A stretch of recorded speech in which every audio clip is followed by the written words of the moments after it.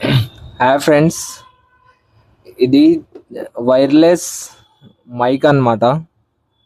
ఇప్పుడు నేను రికార్డ్ చేస్తున్న వాయిస్ అయితే దీంతోనే రికార్డ్ చేస్తున్నా. అండ్ ఇది ఏంటంటే వైర్లెస్. ఇంకొకటి 20 మీటర్స్ వరకు అయితే దీన్ని కవర్ చేయొచ్చు మనం. ఇది నాకైతే 2009 రూపీస్కి అయితే పడ్డది. అండ్ చిన్న చిన్న వీడియోలు తీయడానికి దానికైతే ఇది బాగా వర్త్ అనమాట.